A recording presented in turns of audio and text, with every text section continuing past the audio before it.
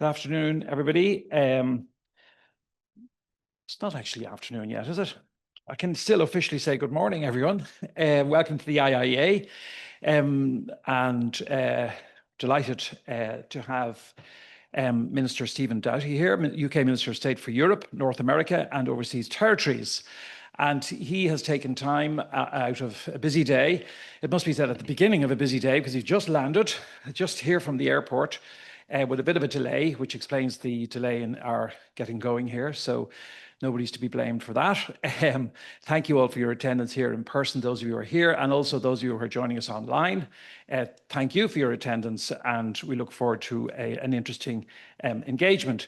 Can I also extend a particular thanks to our friends and colleagues at the British Embassy for their help in organising this event, because as people will appreciate, ministerial trips, they're very fast, they're very full, the agendas tend to be very full, and it's a great honour for the Institute to have the Minister here at the start of such an engagement. The Minister will speak to us for maybe 15 minutes, 20 minutes, I'll leave it to him, in and around that area, and then we'll go to a conversation, be an opportunity for people to ask questions, those in the room here, and also people who are joining us online. And as is the convention, you can join the discussion using the Q&A. If you're watching us online, you can join using the Q&A function on Zoom. Send in your questions once they occur to you, and we'll see if we have an opportunity to get to them after the Minister's presentation. And just a reminder that the presentation and the Q&A are all on the record. So, Stephen Doughty was appointed Minister of State for Europe, North America and Overseas Territories in the Foreign, Commonwealth and Development Office in July 2024. He was first elected as Welsh Labour and Co-operative Member of Parliament for Cardiff South and Penarth in November 2012. Previously, he worked for the OSCE Parliamentary Assembly and for members of the then National Assembly for Wales.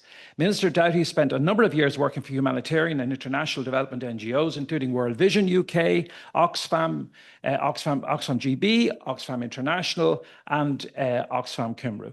During the previous Labour government, he was Special Advisor to the Secretary of State for International Development. He has also held the roles of Shadow Foreign Affairs and International Development Minister in 2020 and Shadow Minister for Europe, North America and Overseas Territories in 2021, a role that he now has in government, as I've said. So, ladies and gentlemen, please welcome Minister Stephen Doughty.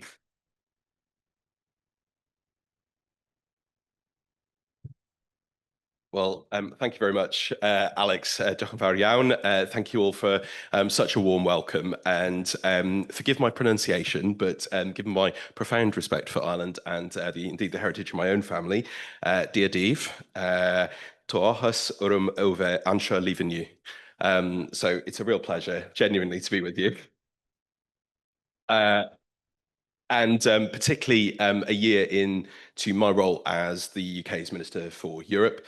It's a particular honour to be invited to address you here at the Institute for International and European Affairs, 2 decades and counting into your important work. And with Paul and Martin at the helm of our respective embassies, it's a little surprise that things are going from strength to strength in our relationship. I'm somebody who's been very involved in UK-Irish relationships for a long time. I served as a member of the British-Irish Parliamentary Assembly, was part of initiatives actually involving young politicians from across the UK and Ireland in the follow-up to the Good Friday Agreement.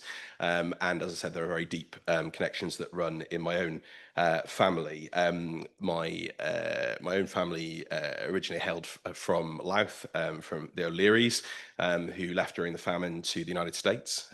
So my grandfather was actually an Irish New Yorker from the Bronx, who came over in the Second World War to fight and was wounded. And actually on my mother's side were Cassidys from Fermanagh. So it runs deep in my own family, and obviously representing a constituency like Cardiff South and Penarth, with a very, very deep Irish heritage, as indeed it has a heritage from many, many parts of the world, as a port, as a place of coal and steel and industry and internationalism. I've very much grown up with Irish connections deep in my own family and in my life. And indeed, when I was a young person, it's one of my fondest memories were coming as a 6 or 7-year-old down to West Cork, to Barley Cove, and to Skibbereen, to Valentia Island, absolutely beautiful places. And I've got friends all across the country, from Dublin to Kilkenny to Cork, and beyond. So this is a place I regularly spend a lot of personal time too. So genuine pleasure for me to be here today. In truth, I really relished the chance to be able to take on this role, and wanted absolutely to get here, at least in my first year. I've been traveling around Europe. I think I've done something like 22 countries now, as part of what we termed a reset of our relations with, not only with the European Union, but with Europe writ large, and particularly with our closest friends and partners.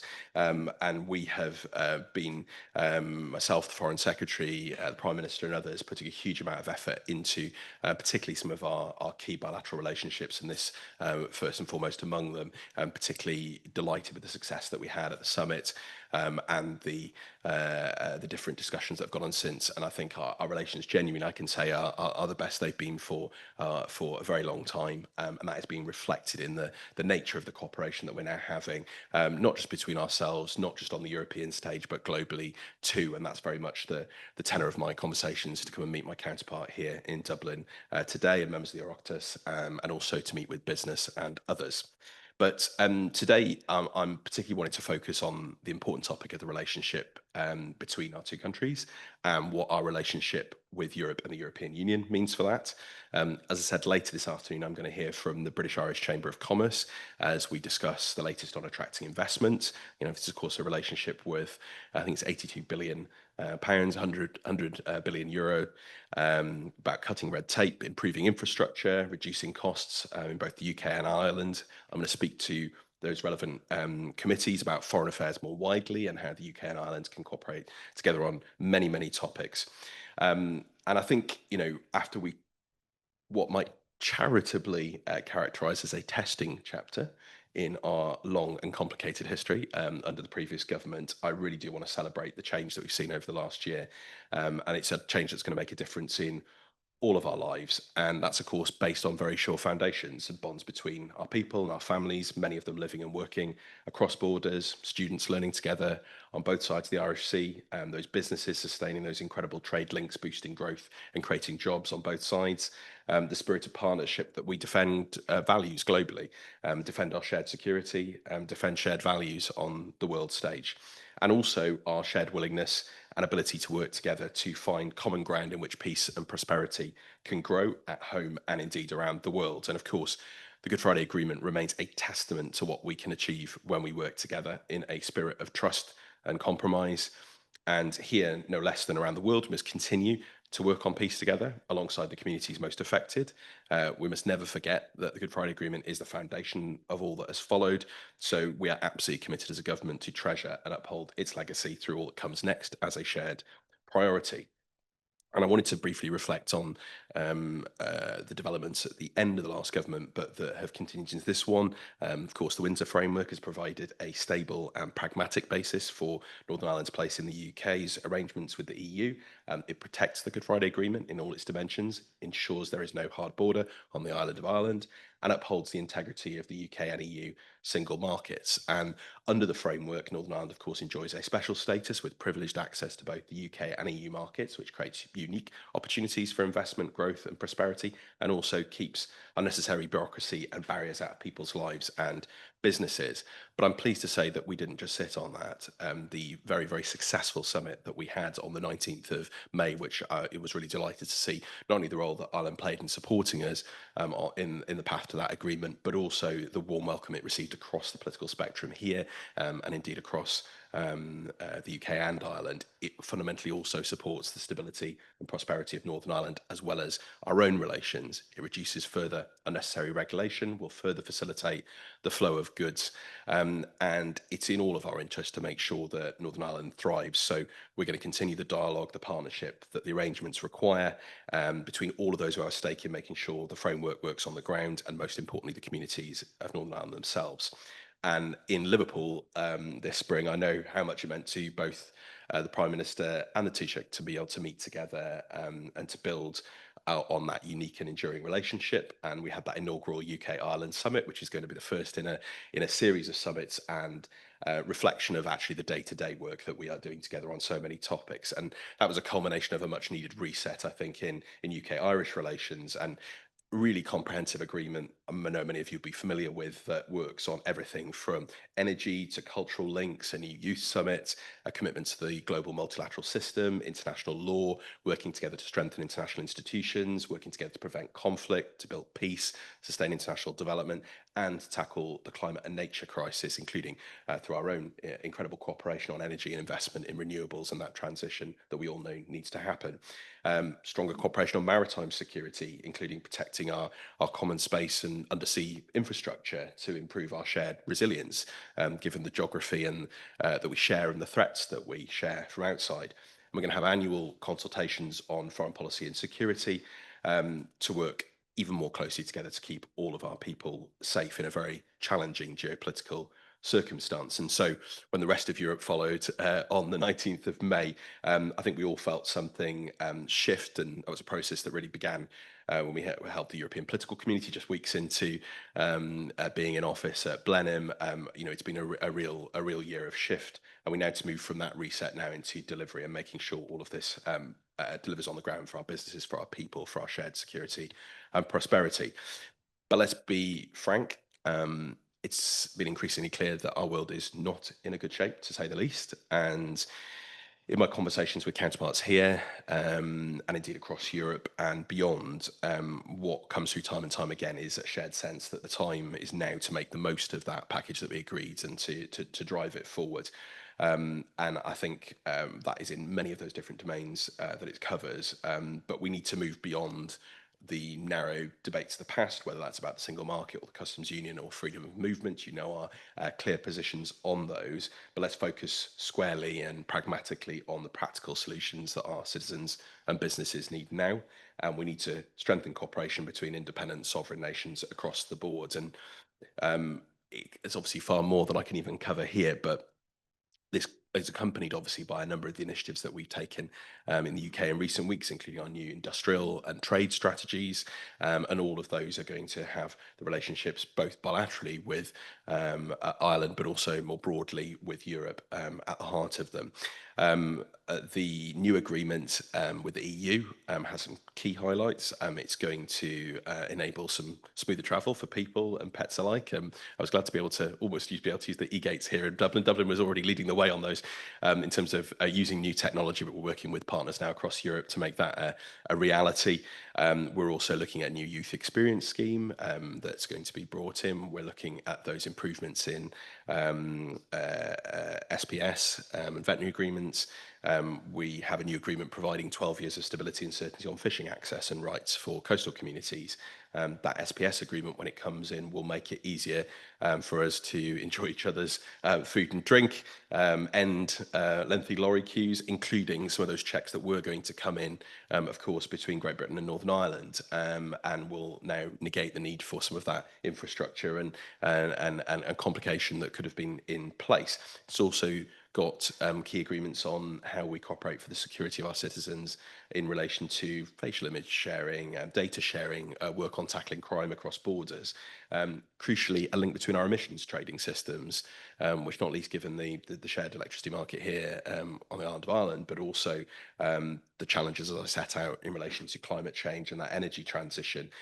That's going to be good for bills and for customers, and it's good for lifting costly burdens from businesses too. And of course, given those geopolitical circumstances, a new security and defence partnership between the UK and the EU to formalise cooperation as we respond to the challenges that we face in the world. And four key themes to that that we're focused on: the response to the war in Ukraine and Russia, the Indo-Pacific, cooperation against hybrid threats, and also cooperation in areas that have perhaps not received the attention that they should have had over recent years, such as the Western Balkans. And I know these are shared interests between the UK and Ireland, and EDP, the UK and the EU, and we're already hitting the ground running. I was with Kaja Kallas just a few weeks ago and have been meeting many European counterparts to take forward these discussions about how we respond to those challenges of our increasingly uncertain world. And obviously a key part as well, getting that security and defence partnership, access to, we hope, the Safe Defence Fund, which can support many both UK and European jobs. We've had a strategic defence review in the UK, and that obviously focuses on many conventional and other threats, but it also focuses on those new and emerging threats that we face, and indeed all of us face in this space, particularly in the hybrid area and cyber, the development of drone technology, and so on. And of course, there is a key ironclad commitment to Ukraine and to European security. And again, Ireland's leadership and support for Ukraine has been absolutely key. And I think the more common ground that we can find on some of those global challenges, not just in Europe, but more broadly, the better. Because having been in Kiev myself just a couple of months ago, while yet another bombardment was coming through of drones and missiles into the city centre, it's very clear to me about who is serious about peace here, which is Ukraine, and who is not serious about peace, which is Vladimir Putin. So I think all of this shows why we need to be working more closely together, why the UK and the EU need to be working closely together. But I see all these things not as, sometimes people say, is there a contradiction between the UK's role in NATO or a bilateral relationship or the UK-EU relationship or our work together in global international forums? I say, no. There's not a contradiction between these things. These are all different strands of a muscle. We're rebuilding, we're re-engineering some of those strands that were perhaps lost. And they're all going to do slightly different things. But when you flex them all together, they're going to be stronger for our security, stronger for our prosperity, stronger for our response to the climate and energy challenge, and stronger for standing up for the values and principles that we absolutely do share in the world. So I'm very optimistic, despite that geopolitical circumstance, about what we've achieved in the last year. I'm very excited, particularly about what's been achieved in the UK-Irish relationship. And there is a huge personal commitment from the Prime Minister, the Foreign Secretary, myself, Secretary of State of Northern Ireland, and so many others to this relationship. We've seen it, we've lived and breathed it. We want to now put that into action. So genuine pleasure to be with you all here today. And I'm sure we'll have some very varied and wide questions. Thank you very much, Jochen Barriau.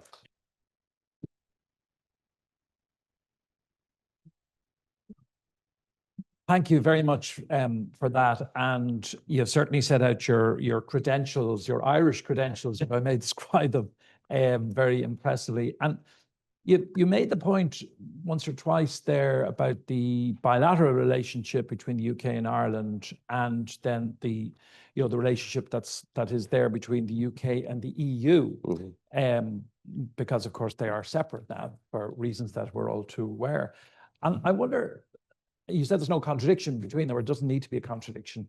Is there a possibility, or to what extent can the bilateral, like a strong bilateral relationship between the UK and Ireland, assist, if I can use that word, the UK in its relationship with the EU, and indeed the EU in its relationship in the other direction? I mean, I think it could be hugely helpful, and obviously Alan will take on the presidency of the EU in due course, and that's an important role, although I appreciate in that role have to act in a sort of a neutral way and chairing the key councils and otherwise. But I think it absolutely can help, because whilst it's very important that we have the relationship directly with the European Commission. My colleague Nick Thomas-Symonds works very closely with Maroš Šefčovič, and the Prime Minister's relationship with Ursula von der Leyen. I have a lot of dealings with individual commissioners as well, Marta Kloss, over a number of issues and so on. In the end, of course, there is a political debate, and there's a political debate amongst the member states, and that's why it's very important that we have those bilateral partnerships, the relationship as well with the European External Action Service and Council's mandates on issues, and that relationship with the Commission. And for me, they're all mutually reinforcing. It's not for us to, cut across EU decision-making processes. Those are well understood. We're not part of them anymore. But equally, maintaining those strong direct relationships is important. So that's why we've kind of pursued a sort of a multi-track approach of our UK-EU relationship and the very successful summit, but also the UK-Ireland relationship. We've got a new treaty. I think we have the German ambassador here as well. Our new treaty with Germany, which will hopefully be signed soon. A real gap actually in that sort of bilateral partnerships, really upgrading that to the level of the relationship that we all know that it is.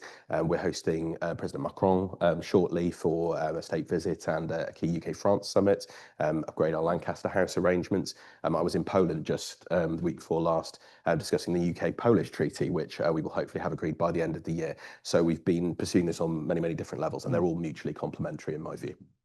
I mean, we've seen that the Prime Minister Starmer has taken a genuine interest in the relationship with Ireland. And I suppose what I'm really looking for here, you might not want to use words like leverage, but the extent to which that relationship, as it's further nurtured, can help both parties on that other relationship, the EU-UK relationship. So, I mean, I remember in 2016, the time of Brexit, and I was just coming out of government, and we were saying, or hoping, maybe more wishful thinking maybe than anything else, that we could help the UK in that scenario, in certain terms of being a bit of a bridge. And people made that point over the years. It didn't perhaps necessarily happen the way people hoped it would, but it now does seem to be a genuine bridge there that can help the three sides, as it were, if I can put it that way. Yeah, absolutely. But I certainly wouldn't put it in terms of leverage, but I would almost turn it around on the other way.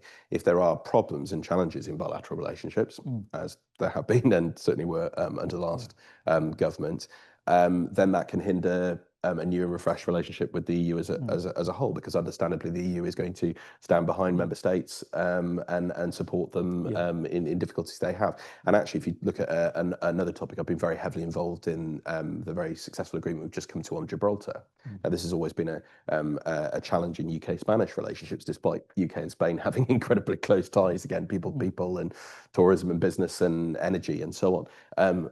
What a remarkable turnaround that has been. And, we've come together, we've spent a lot of time in good faith working with each other in a new spirit of cooperation. And we've come to a deal that doesn't cross our principles on Gibraltar, but is going to set up not only a good thing for, people on both sides of the border of Gibraltar and Spain, but actually is going to, I think, open up a new era in UK-Spanish relationships. And also will not undermine, again, European conversations. So I think it's turning it around that way as well. We've got to have positive relations with key partners and friends. And do you think the atmosphere, as you visit European capitals and so on, it clearly has improved, just for those of us just reading it third hand in newspapers and so on.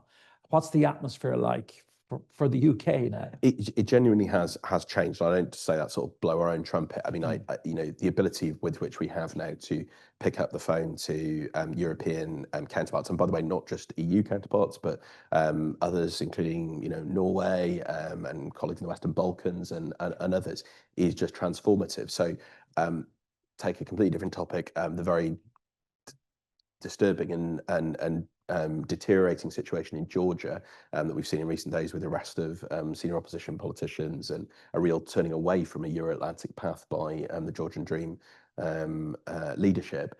I was able to coordinate a call with multiple European colleagues the other day to discuss this at a drop of a hat, come together, common values, common principles. EU's in the room, EU member states are in the room. Non-EU member states are in the room, but we're all working together on a common agenda. Similarly, I mentioned the Western Balkans. I've done a lot of work with my French colleague Ben Haddad on those issues. So I'll work together in Moldova. So I think it has opened up new doors to cooperation that's having a tangible impact. But also, I think the leadership that particularly the Prime Minister has shown in relation to Ukraine, in relation to sort of Euro-Atlantic relations, I think is genuinely appreciated and welcomed, and just the spirit in which we're approaching things. So looking at, I suppose, big picture globally, your area, your remit is quite broad, covers a big part of the world. The most significant, the most troubling conflicts in the world. I mean, there are more than two, but the ones that we think of are Ukraine and the Middle East. There are others, of course. Just taking the Middle East, in the last few days, there does seem to be some movement in relation to an agreement, whether by way of a ceasefire that might be short-lived or something longer. How do you assess that at the moment? I don't want to get ahead of sort of ongoing conversations, but we've been at the heart, obviously, of engagement with partners across the region. The Foreign Secretary and others have spent an immense amount of time working with countries in the region, but also with partners in the United States and in the European Union, not only on the situation, horrific situation in Gaza, but also in relation to the situation on the West Bank, obviously Lebanon, and then what we've seen in recent weeks, obviously in relation to Iran. And of course the changes that we're seeing in Syria. So there are multiple different factors going on at the same time. We've been at the heart of conversations. We've also taken some distinctly different approaches to issues since we came into office. We immediately called for a ceasefire in relation to Gaza. We remain resolutely committed to a two-state solution. We want to see the hostages, remaining hostages returned. We've also been very clear that some of the actions and comments that we've seen in recent weeks have been completely unacceptable, and we took a decision to sanction Ben Gvir and Smotrich. We've suspended multiple arms export licenses, and we've taken a very bold and strong position on those issues, but also been at the heart of the diplomatic efforts. So, and you've seen what the Foreign Secretary was doing with European and indeed other counterparts engaging with Iran and others, and we obviously urge Iran to go back to a diplomatic track on these issues. I was at an event the other afternoon when the Taoiseach, the Minister of Foreign Affairs, referred to the two-state solution and said, in the context of Ireland's view, and for having taken a view in relation to the recognition of the Palestinian state, he said, how can a two-state solution make any sense if countries don't recognize both? And I'm wondering, and I know there have been discussions and perhaps it's a work in progress. Do you want to say anything about the UK's, view or likely view, or where those discussions are going in relation to recognition of them? Our position is, as it has been, we support a two-state solution. We support a diplomatic process going forward. We want to see a Palestinian state alongside an Israeli state, both safe and secure and sovereign. And in terms of recognition that would have to come as part of a diplomatic process towards a two-state solution. So our position on that has been very, very clear and consistent for a long time. The immediate focus, of course, has to be on ending the horrific scenes that we're seeing, and whether that's the conflict itself, or indeed the horrific humanitarian situation and the getting humanitarian access in. I worked on many of these issues in my former life, and the scenes have been utterly harrowing and horrendous. And as a constituency representative, representing incredibly diverse communities and meeting people who've been connected to those who've been taken hostage, or those who had family living in Rafah. This is it's one of the most appalling situations. What I would say is that it hasn't just been, though, on the Middle East, where we've tried to show leadership in some of these areas. Sudan, for example, an issue that has been, quite frankly, far too forgotten by the world. A devastating death toll, appalling atrocities. The Foreign Secretary and the UK have shown huge leadership on that issue too, in the United Nations and elsewhere.